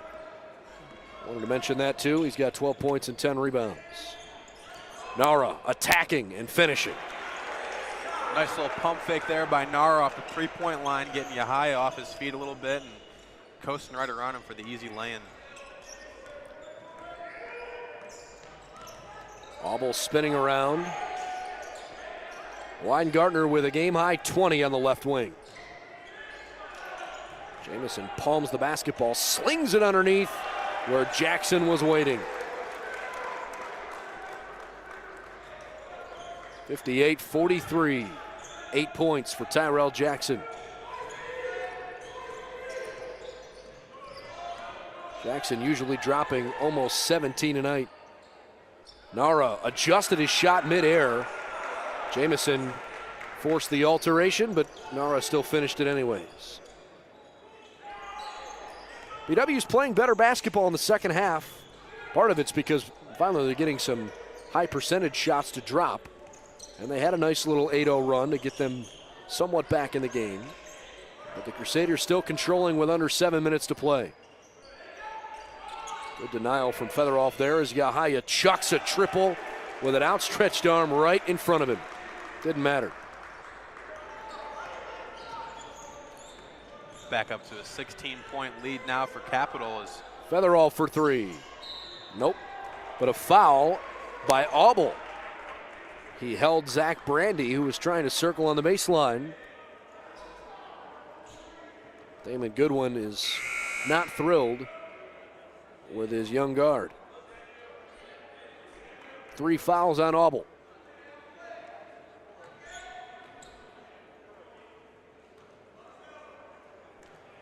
So it forces the bonus, and Brandy goes to the stripe, connecting on the first. Both teams are in 1-1 at the moment. Good to see Kaminsky coming back in.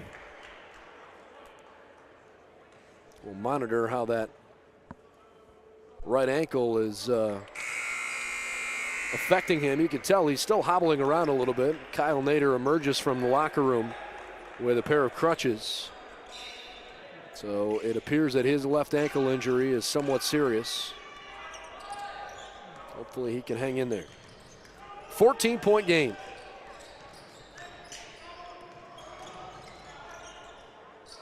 Boone fakes. Well defended by Kaminsky. He was the one to touch it before it went out of bounds. You can tell Mike is not playing at 100%. No, but really he's in there. Struggling to move around now. You can tell that right ankle really giving him trouble there with his movement. Well, the Jackets need him with Nader unavailable. 10 to shoot it with under 6 to play. Jackson got the matchup he wanted. Yahaya drove through the lane and put it in and won. Wow, what a play. Yahaya really been a spark plug off the bench for the Crusaders. Him along with Weingartner, really 2 premier players coming off the bench in this game for the Crusaders.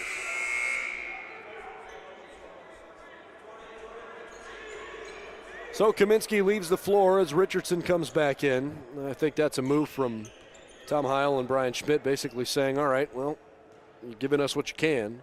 We've got to put a body that's 100% back out on the floor, though, when you're down 16 points late in the game. Quiring being asked to do a lot here this afternoon in his second career start. Battle circles.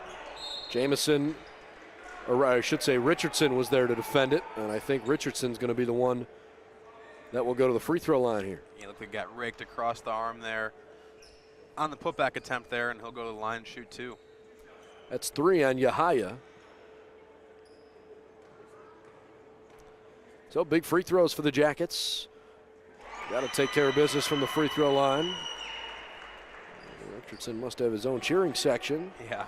The arena got a little louder.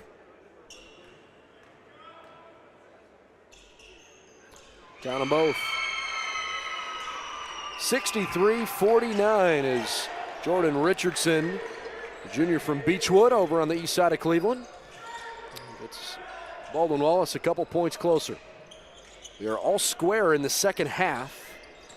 This was a low-scoring first half, 32-18, but it's 63-49 as we currently stand.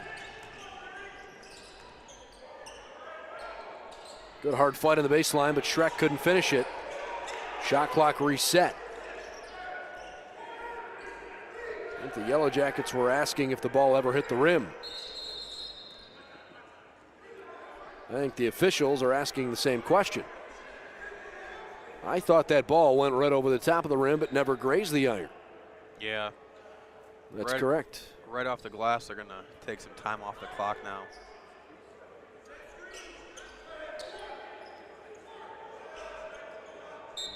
No, I guess maybe not. Maybe not, yeah. All right, well, they'll just inbound it back for Capital.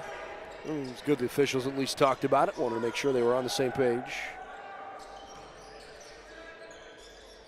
No replay available this afternoon for our officiating crew. No. Schreck backing down, finishes. Back up to a 16-point lead now for the Crusaders. BW really going to have to do something fast the last 4.5 minutes here if they hope to make a play to win this game. Well, the Jackets are going to call a 30-second timeout. And you said it, they're kind of running out of time at this point. BW needs to make a play here quickly. Yeah. So it's 65-49. The visiting Capital Crusaders, they're playing pretty well in Berea. The 105th all-time meeting between the two teams, and pretty even series. Capital leads 55-49 in that regard.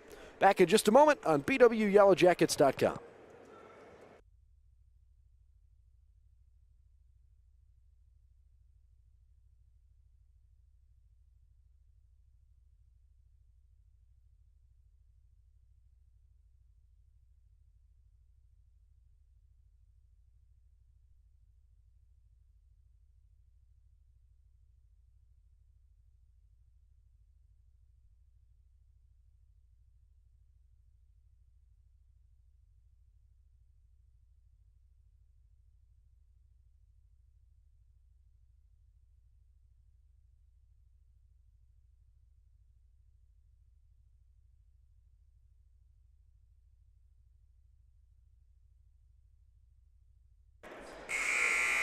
Well, the Yellow Jackets are doing some things right here in half number 2, but unfortunately, Capital's gotten too many good looks, and they're shooting the basketball at a 64% clip since the intermission. So even though BW's played better basketball, they haven't been able to close the gap. Down 16 here late. Off the inbound, Brandy's able to regain control of it. Cam Kuhn to the rim, and he's going to the free throw line. The good news is for BW, they've hit 16 of 21 free throws. So they've gotten to the stripe, and they've taken care of business there, connecting 76% of the time. But the Yellow Jackets are going to have to try to extend this final 4:24 and lengthen it as long as they can. Kuhn's shot is up and good. BW is going to be off for the Christmas holiday after today's game. They won't have another game for almost 2 full weeks as Kuhn connects twice. Jackets will host the first ever BW Holiday Invitational, the 29th and 30th of December. They will play the one of the better teams from the MIAA. They will host Adrian in game 1, and we'll see what happens for day 2 of that tournament. Quiring is able to pull it away from Jackson. Then he splits a couple Crusaders coming up the floor. Down by 14. Kuhn wide open. And it just didn't fall. It's been the story from 3 for Kuhn all year, shooting 25% from 3 on the year. Really gotten off to a slow start this year for Cam Kuhn from 3. Yahaya has 14. Jamison has 12. Weingartner has 20 for the Capital Crusaders. Those are the 3 big difference makers for Capital today. 7 to shoot it, Fadeaway for Auble, and he was off the mark. He's had a tough day, 0 for 4 shooting. Battle between the rings. Spins into the lane. Bounced one off Jamison's foot, and he luckily got it back. Kuhn on an ISO play. Trying to make something happen. He muscles it in. Nice little up and under there from Kuhn, looking for the and one on that play, but no call from the ref as he lays it in anyway. Kuhn has 15. For at least the time being, the battle wages on. 65-53. It's tightening up a little bit. Cam Kuhn averaging almost 19 a game. Third leading scorer in the conference. Under 3 minutes to play, and Damon Goodwin wants a timeout for Capital. Back in just a moment on BWYellowJackets.com.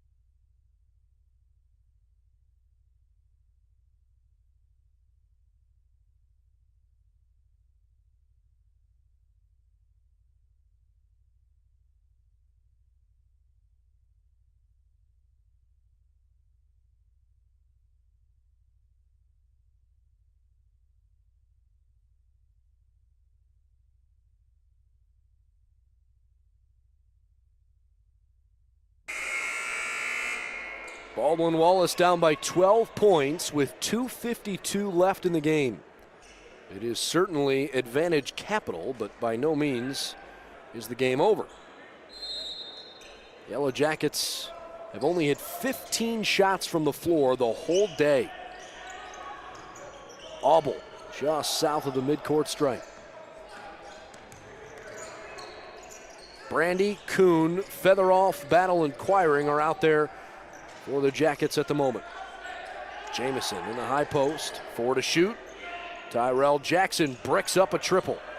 Brandy clears it away for BW. Time is on the Crusaders' side. Kuhn lobs back up top, Quiring for 3. Did not go, and a foul on the baseline. It's on Capital. Kuhn will go to the line now here in the bonus for a big possible 2 shots now if he can hit the first. Oh, it looks like they are in the double bonus now. So he'll have 2 shots no matter what. Foul goes on Weingartner, his second. Well, this is where you need your first team all-conference player to step up in a big way. And Kuhn has done it a lot of times today, but could not connect on that free throw.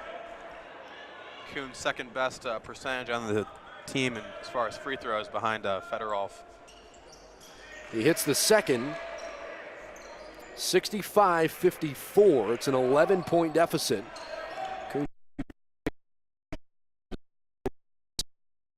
They dug themselves too big of a hole in the first half.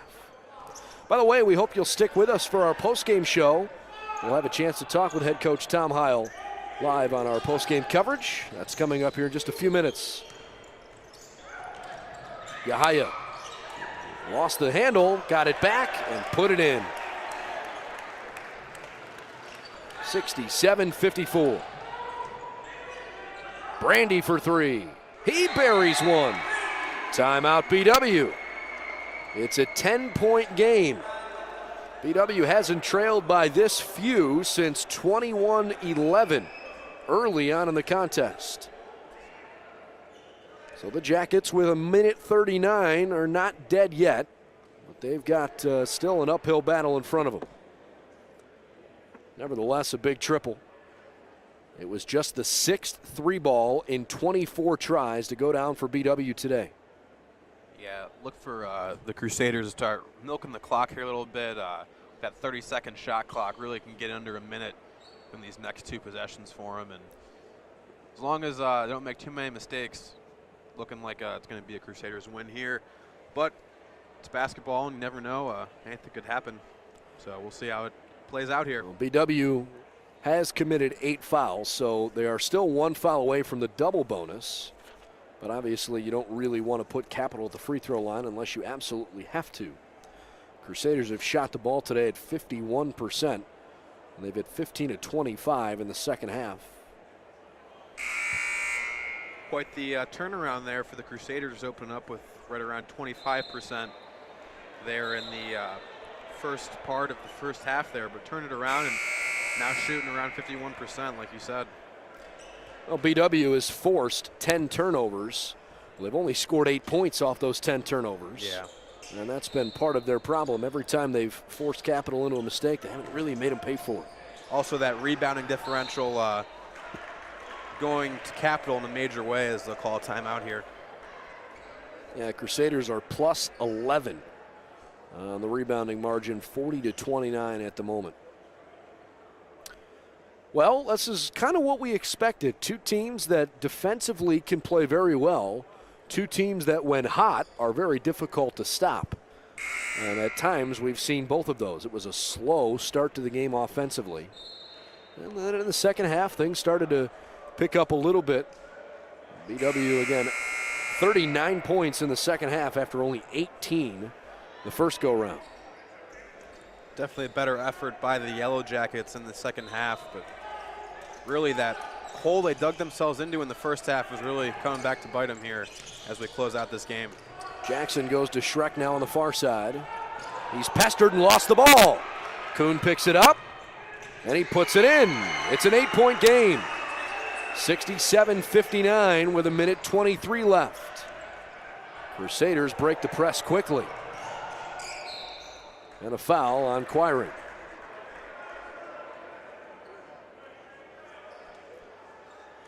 Well, it's still 1-1 for Auble. Third foul on Michael Quiring.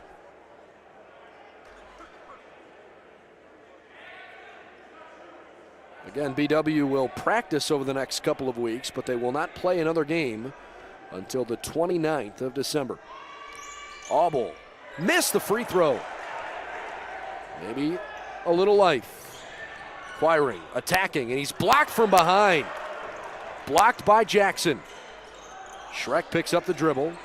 Goes back to Jackson far side. And the Crusaders throw an alley-oop. Jamison rolls it in. 69-59 with under a minute to go. Kuhn forces. And he's off the mark. Not a very good shot there by Kuhn, even though as time is winding down here, I'd just like to see him get a better opportunity either from him or get a dish to a teammate for an open 3, but not a very good shot selection there by Cam Kuhn. That's the 4th foul on Battle, but doesn't really matter at this point with under a minute to go. You got to do what you got to do. Free throw's up and good. Marietta is blowing out Wilmington, 85-68, and that game's getting closer, if you can imagine that. There's about 7 minutes left in that one. The game is being played in Wilmington today. 71-59 as Tyrell Jackson hits both free throws. Kuhn lost the dribble. Auble with a layup. He finishes.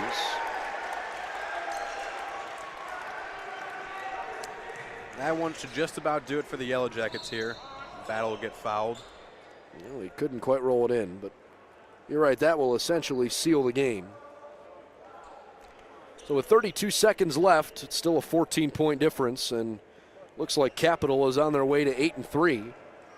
The Crusaders started the season 4-0, then dropped 3 games in a row to Mount St. Joe's, who, by the way, is really good this year.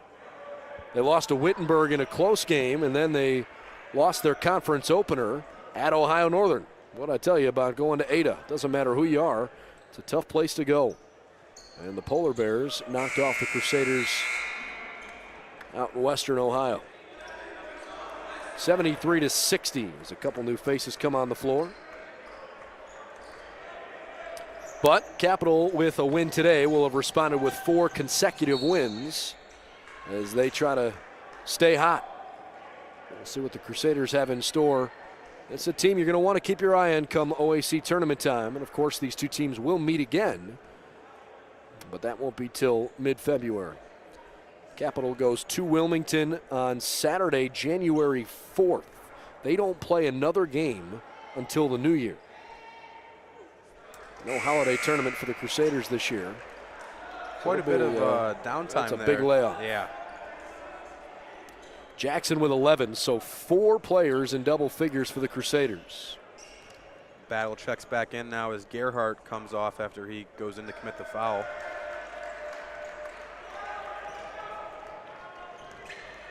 Shot clock is off for Cam Kuhn, and he gets a couple of points there at the end of the game that pad the stats a little, give him 20. Keep up that 18-point average for Kuhn. I think BW was trying to foul, but at this point now they'll just let it ride out. Yeah. So the final score today will be 75-62. Capital comes on the road and they do what they have been known to do. Just be a pest in the OAC. This is a well-coached team. A lot of respect between Tom Heil and Damon Goodwin. And the Capital Crusaders are off to another good start in 2016-2017. The 2016 portion of their schedule is done. They are 8-3, and the Crusaders are 3-1 in the OAC. They are tied for first place going into the new year. We'll take a quick timeout. We'll come back with a recap of some of the numbers and of the game, and then we will hear from Tom Heil shortly thereafter. Yellow Jacket postgame coming up next on BWYellowJackets.com.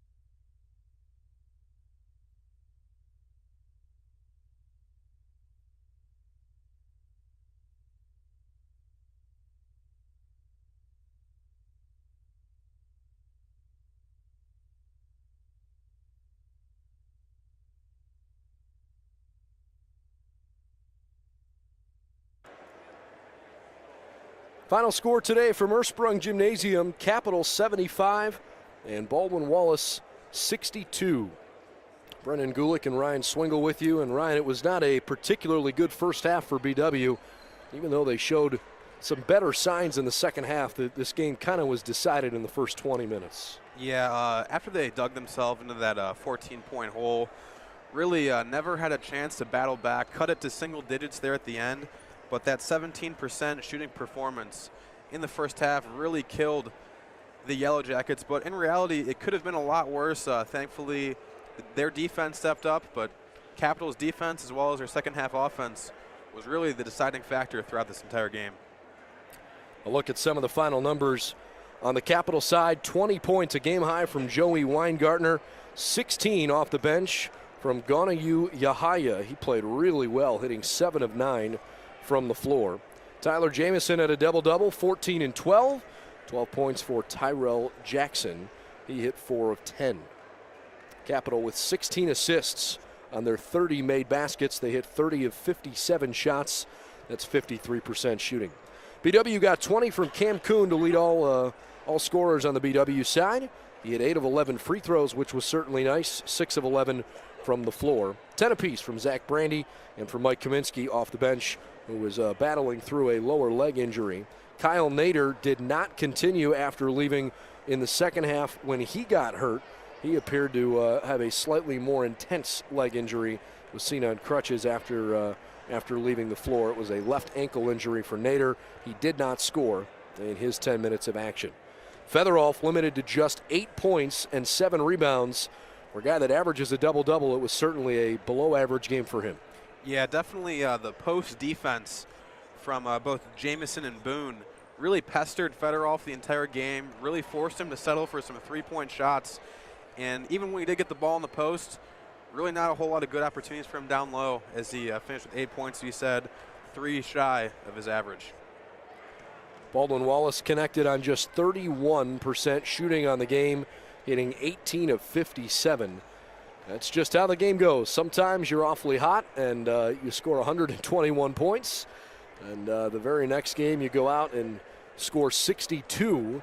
BW scored 60 in the first half, 61 in the second half in their most recent game, and it took them 40 minutes to get 62 points today. I think the credit there goes to Capital's defense. Yeah, really a tale of two games there for the Yellow Jacket offense. Obviously, more high-quality opponent here in Capital.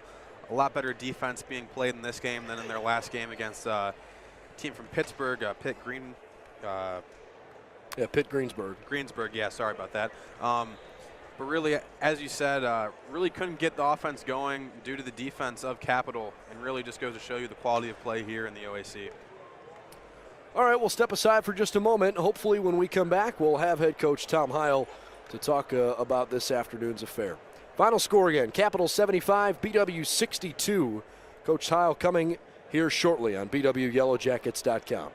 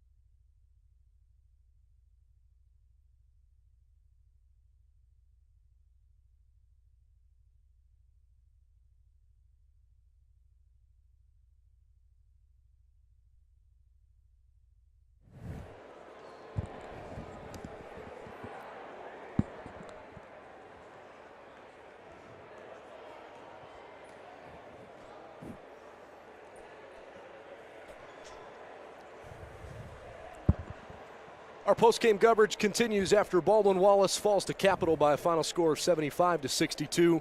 We're joined by head coach Tom Heil. And Tom, I know the first half probably where you look at this game and say the decision, on the final score was made. I thought the second half looked pretty good, but in the first half, what did Capital do defensively that made things so difficult for you? Well, I think, hats off to them. I think they did a great job. They obviously were trying to take away our perimeter guys and make our post guys beat them from the perimeter, and pretty confident our guys knocking in shots when they're open. And I think we missed some good shots. That kind of snowballed, I think, for us early. I don't think we were terrible defensively to start the game. Just didn't have any of the answers offensively. And credit goes to them. I think it's easy to sit here and say, well, we shot 31% for the game and 17 or 18% in the first half, but they had a lot to do with that. I thought their ball pressure really bothered us. I thought they were a lot tougher than we are. I thought they coached better than we did. They did everything you can do better than we did in the first half, and that was ultimately, I think, where the game got away from us a little bit. A little disappointed in how our guys handled some of their pressure. They heat the ball up pretty well. They're physical, they're tough, they're well coached, and we had no answers. On the offensive side early in the game, it seemed like you were getting some of the looks you wanted to get, and they just weren't falling. What's the message to your guys when you feel like maybe the execution is the only thing that's missing? Yeah, so I thought early we executed okay, and like you said, we're getting some of the looks that we want. I think the challenge is, especially for some of the young guys we got out there, the ball doesn't go in the hoop, it affects everything else. Your energy, it affects things defensively when the ball's not going in the hoop. It's kind of contagious within the team. So I think it takes a tremendous amount of toughness and maturity to be able to play one possession at a time with the urgency we want on defense when the ball's not going in the hoop. So I was disappointed in that. Not that the fact that the ball wasn't going in the hoop. I thought we shot, for the most part, pretty good shots. I think it snowballed and affected how confident we were shooting the next one and how we played on the defensive end, how we rebounded. And that's the disappointing thing. I think, there's nights you're just going to miss some shots. And we got some of the ones we wanted early. We just let it affect every part of the game. And from that point on, I didn't think we competed very well. Let's focus a little bit on the second half, because the second half there were some more bright spots, and I thought the confidence as a team collectively, you could really see it through the whole 20 minutes. Even though, the deficit had been a double-digit deficit most of the game, you brought it down to 8 in the final couple of minutes and really felt like the guys kind of fought all the way to the end. Yeah, our guys, we've been in a lot of games with guys like Zach Brandy and Cam Kuhn and Jake Featheroff. Those guys have played a lot of OAC games, so they know that it's never over. We've been in this situation before. Last year we were at Ohio Northern, I think down 14 or so with like 4 minutes to go and found a way to win. So by no means I don't think there's any quit in our guys. I just don't like the way we competed over the course of 40 minutes. I think we kept competing late, and our guys never think that they're out of it. But I am disappointed in the way we competed for some pretty big stretches early in the game, and really both halves. And it's easy to sit here and say that, but credit goes to them. They outplayed us from the tip, and we're much more prepared than we were, and we're much more ready to play. Well, I appreciate your time. I know this will be a little bit of a layoff here now with the Christmas holiday, and you won't play for a couple of weeks, but we will look forward to reconnecting with you here before the BW Holiday Invitational. Thank you very much. No problem. Appreciate it. More after this. 75-62 the final on BWYellowJackets.com. Thanks, man. Sure.